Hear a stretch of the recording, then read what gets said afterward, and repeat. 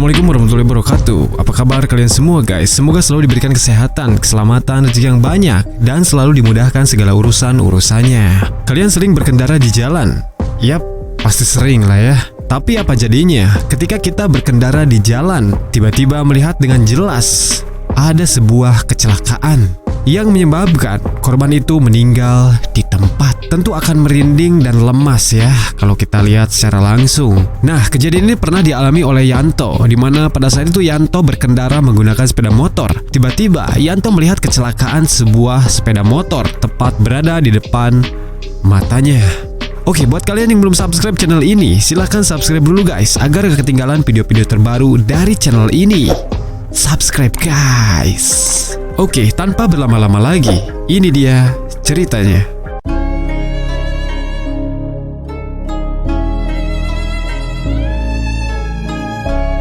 Kejadian ini terjadi ketika Yanto akan berangkat kerja, kurang lebih pukul 7 pagi. Pada saat itu, kondisi jalan lumayan lancar. Yanto kemudian berkendara dengan kecepatan kurang lebih 40-60 km per jam. Jarak dari rumah Yanto ke kantor kurang lebih 45 menit. Tapi ketika Yanto sedang asik berkendara, terdengar suara motor yang sangat kencang dari arah belakang. Knalpotnya berisik sehingga suaranya terdengar keras. Sontak Yanto langsung melihat ke arah spion, dan ternyata memang di belakang Yanto ada sebuah motor bebek yang akan menyalipnya. Yanto pun pada saat itu sedikit meminggirkan motornya ya guys, yang semula ada di tengah-tengah. Yanto mulai ke pinggir nih, pelan-pelan untuk ngasih jalan sama orang yang akan nyalip Yanto. Di depan Yanto ada sebuah mobil truk dan beberapa motor juga yang ada di belakangnya. Dan tak lama pengendara itu langsung tancap gas menyalip Yanto. Namun tak sadar, di depan jalan ada sebuah belokan. Naas ketika pengendara motor itu akan nyalip mobil truk, tiba-tiba dari arah berlawanan ada sebuah mobil tronton. Entah bagaimana, bukan mengurungkan niatnya untuk menyalip mobil truk yang ada di depannya itu. Malah pengendara itu kemudian tancap gas berusaha melewati mobil truk yang ada di depannya. Namun sayangnya, usaha untuk menyalip mobil truk itu tidak berhasil. Sehingga pengendara motor itu harus terjepit di antara dua mobil yang sedang berjalan. Mobil itu tidak langsung berhenti karena masih terdorong beban kendaraan. Sementara posisi pengendara yang nyalip itu terseret beberapa meter. Akhirnya mobil truk dan tronton itu berhenti. Yanto pada saat itu melihat dengan jelas kejadian tersebut, kaget dan gemetar. Yanto kemudian berhenti dan melihat korban tengah tergeletak di tengah jalan. Motornya rusak. Sementara kondisi korban, pokoknya kondisinya nggak bisa dibayangin deh sama Yanto gitu ya. Kalau ingat-ingat lagi kejadian itu, Yanto pasti selalu merinding gitu ya. Yanto kemudian turun dari motornya. Di sana sudah banyak warga yang datang dan mengelilingi korban. Tapi tidak ada satupun warga yang berani menolongnya. Bahkan tidak ada satupun warga yang berinisiatif untuk menelpon ambulan atau polisi. Kondisi di jalan semuanya hanya diam saat melihat korban terkapar di tengah jalan. Jalanan yang tadinya lancar kini menjadi macet di kedua jalur, karena ya memang kondisi korban berada di tengah-tengah jalan. Kemudian Yanto pada saat itu berinisiatif untuk menelpon polisi dan ambulan. Setelah itu polisi dan ambulan datang dan Yanto ditanyai keterangan akan kejadian yang terjadi. Yanto di sini menjadi saksi mata pada kejadian itu. Yanto pun menceritakan kronologi kejadian kepada kepolisian.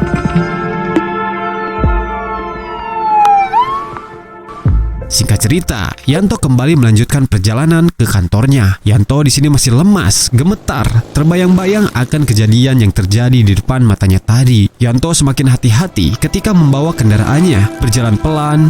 Dan pada saat itu, Yanto mendadak tidak berani untuk menyalip mobil yang ada di depannya. Yanto lebih memilih untuk mengikutinya saja di belakang.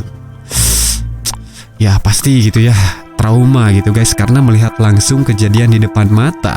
Yanto akhirnya tiba di tempat kerjanya dengan waktu yang sudah terlambat. Yanto tiba di tempat kerjanya itu sekitar pukul 9 pagi. Kemudian langsung bercerita kepada teman yang ada di kantornya mengenai kejadian yang terjadi. Dan pada saat itu Yanto harus kebagian jadwal lembur di tempat kerjanya, yang tentunya Yanto akan pulang agak telat ke rumahnya. Pada saat itu, Yanto lembur sampai jam 8 malam. Akhirnya setelah jam 8, Yanto bergegas untuk pulang kembali ke rumahnya.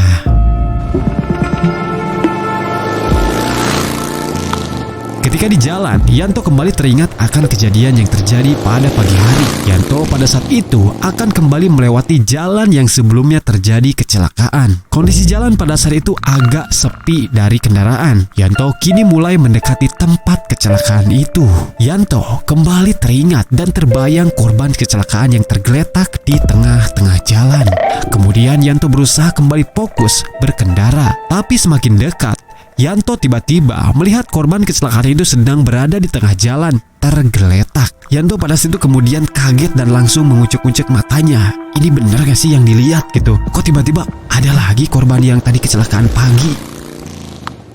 Semakin dekat, semakin terlihat dengan jelas tersolot oleh lampu motornya. Yanto kemudian kaget dan istighfar. Astagfirullahaladzim. Yanto terlihat jelas ketika melewati sosok korban yang tergeletak itu. Kondisinya masih sama seperti yang Yanto lihat pada tadi pagi. Jadi dari jauh, Yanto ini udah ngelihat sosok korban itu masih tergeletak di tengah jalan gitu guys. Yanto tuh yang gak percaya, akhirnya ngucek-ngucek matanya buat ngeyakinin kalau Yanto ini salah lihat gitu. Tapi setelah dikucek-kucek matanya, ternyata semakin terlihat jelas kalau itu adalah sosok korban yang tadi pagi kecelakaan.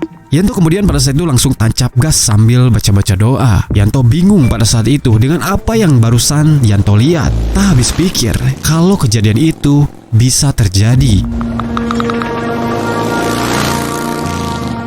Singkat cerita, Yanto sampai di rumahnya. Ketika akan masuk ke dalam rumah, di luar dekat jalan, Yanto melihat seperti ada orang yang sedang memperhatikan. Yanto melirik samar-samar dan ternyata astagfirullahaladzim.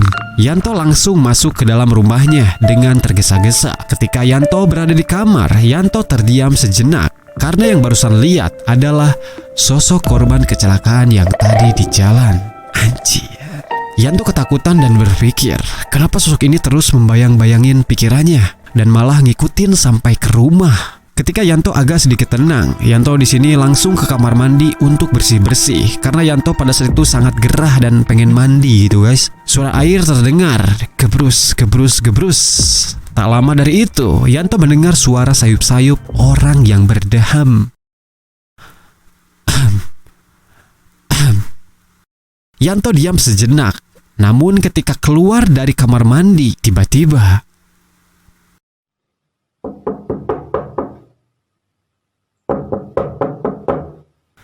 ada yang mengetuk pintu rumah Yanto. Ya, siapa? Iko udah pulang? Yanto mengira kalau itu adiknya yang bernama Iko, karena Iko ini memang suka pulang malam kalau habis nongkrong sama temen-temennya. Di rumah itu pun hanya Yanto dan adiknya saja berdua, karena orang tuanya lagi keluar kota pada saat itu selama 1 minggu. Pintu terus diketuk, tapi tetap tidak ada jawaban sama sekali.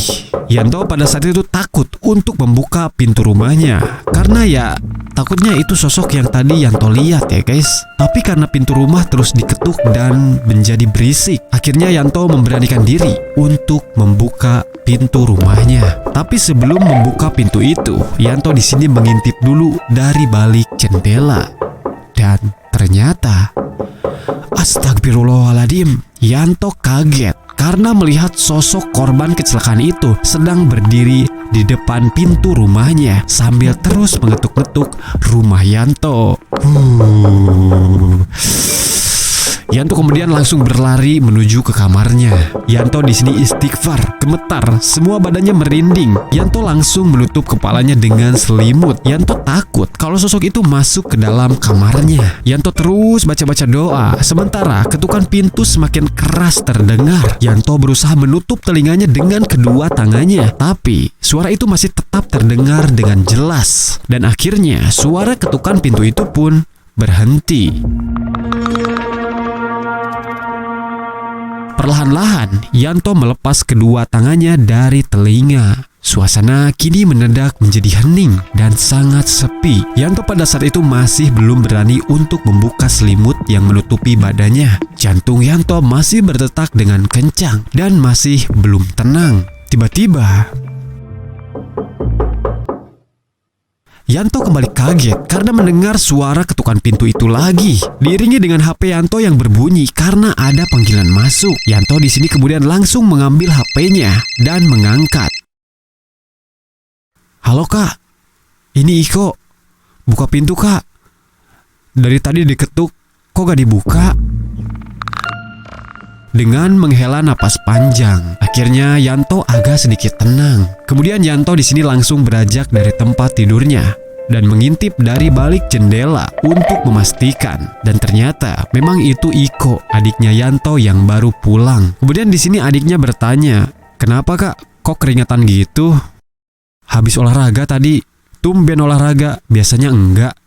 "Ya sekali-sekalilah," kata si Yanto. Yanto tidak mau bercerita langsung kepada adiknya karena Yanto takut kalau adiknya nanti ketakutan juga. Ketika malam menjelang tidur, Yanto kembali teringat sosok korban kecelakaan itu. Yanto kesal karena pikirannya terus terbayang-bayang kejadian kecelakaan itu. Yanto berusaha melupakan, tapi selang beberapa saat keinget lagi. Dengan pikiran yang tidak karuan, akhirnya Yanto bisa berhasil tidur. Ketika tidur, Yanto bermimpi kembali datangi sosok korban kecelakaan itu. Tapi anehnya, sosok itu malah berterima kasih kepada Yanto. Entah berterima kasih karena apa. Yang jelas, sosok itu nampak dan mengucapkan terima kasih.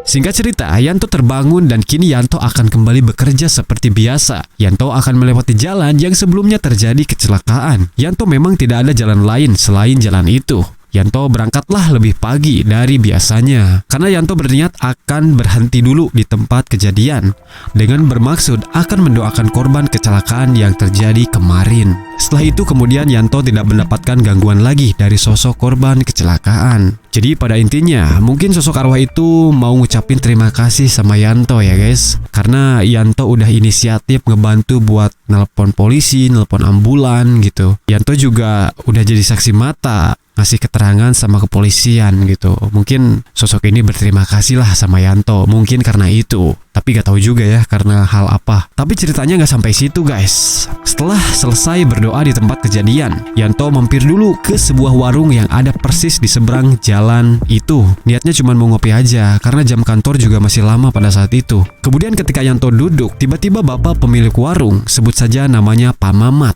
bertanya, "Kang, yang kemarin di sini ya, yang lapor polisi dan ambulan?"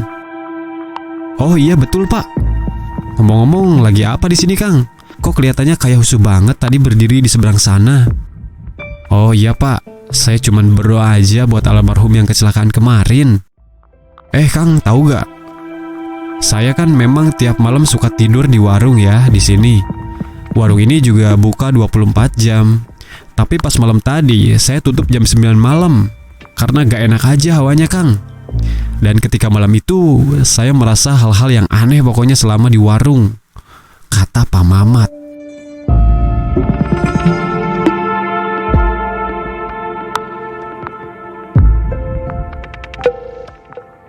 Warung Pak Mamat ini memang suka buka 24 jam. Suka banyak orang-orang yang nongkrong di warungnya ketika malam hari. Bahkan suka ada yang sampai begadang, bahkan sampai tidur di warung Pak Mamat.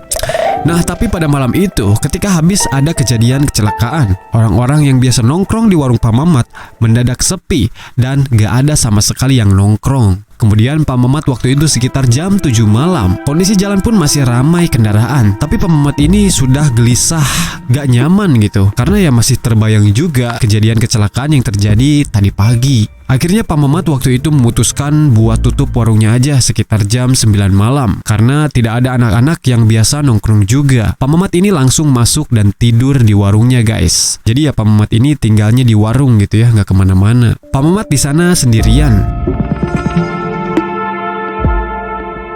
Ketika itu sekitar jam 1 malam, Pak Mamat terbangun karena ada suara motor yang berhenti di depan warungnya. Lampu motornya menyorot ke arah warung Pak Mamat, sehingga dari dalam terlihat jelas pantulan cahaya dari sela-sela warungnya. Pak Mamat pada saat itu kondisinya masih tiduran aja sambil diam. Kemudian tak lama, ada yang mengetuk pintu warungnya.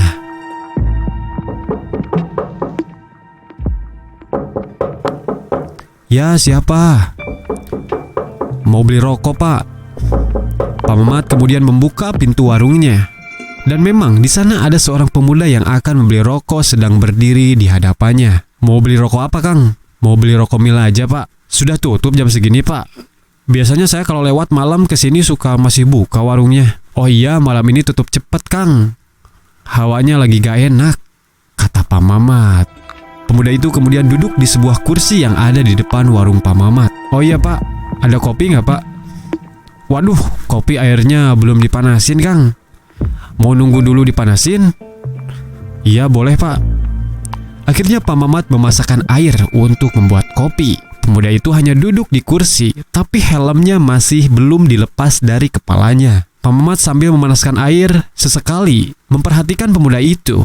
Kok hanya diam aja kayak orang bingung, tapi mukanya pucat. Pak Mamat pada saat itu berpikiran mungkin karena angin malam, jadi kedinginan. Pada saat itu kondisi jalan sudah sepi ya guys. Hanya ada 1-2 kendaraan lah ya, karena waktu itu juga jam 1 malam gitu. Akhirnya Pak Mamat langsung memberikan kopi itu kepada pemuda yang duduk. Di sini Pak Mamat bertanya, "Habis dari mana mau kemana, Kang?" "Ini Pak, mau berangkat kerja." "Hah? Memang kerja di mana jam segini, Kang?" Tapi pemuda itu hanya diam, gak menjawab pertanyaan Pak Mamat. Pak Mamat pada saat itu diam seketika dan mikir, "Hah? Kerja jam segini? Kerja apaan?" kata Pak Mamat dalam hati. Pak Mamat waktu itu berpikir kalau pemuda itu mungkin kerja di tempat hiburan malam. Karena ya memang waktu itu pukul 1 malam. Tapi Pak Mamat mikir ulang lagi, masa iya juga kerja di tempat hiburan malam? Tapi Pak Mamat gak mau ambil pusing soal itu. Dan Pak Mamat di sini menyalakan rokok sambil menemani pemuda itu. Pak Mamat bilang, "Kang, gak dibuka helmnya itu? Gak berat apa? Buka aja dulu, biar gak pegel, Kang."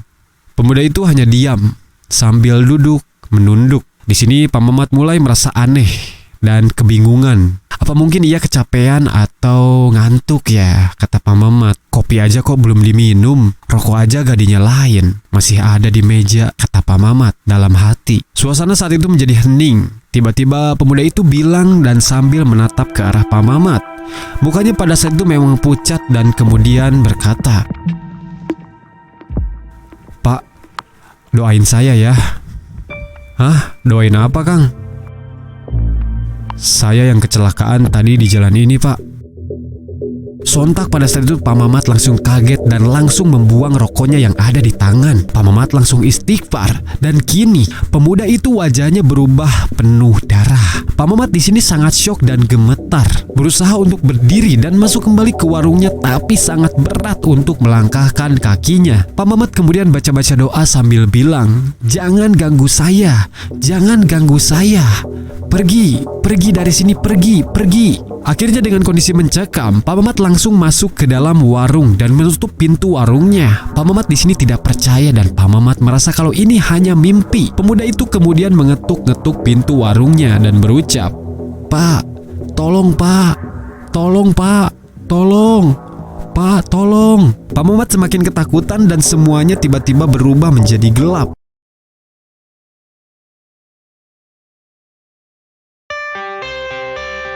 Buat kalian yang belum subscribe channel ini, silahkan untuk subscribe ya.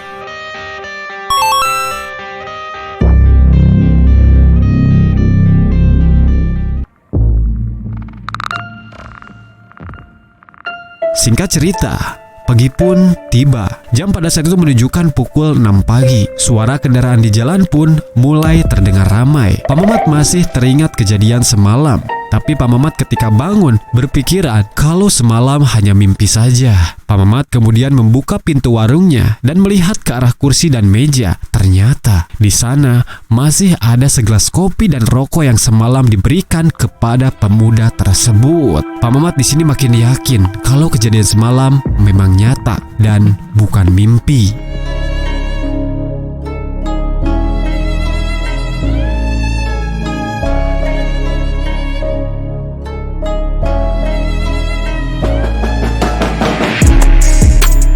Itu dia guys, pengalaman horor yang pernah dialami oleh Yanto dan juga Pak Mamat selaku pemilik warung yang ada di pinggir jalan. Gimana menurut kalian guys? Mengerikan, menegangkan, mencekam bukan?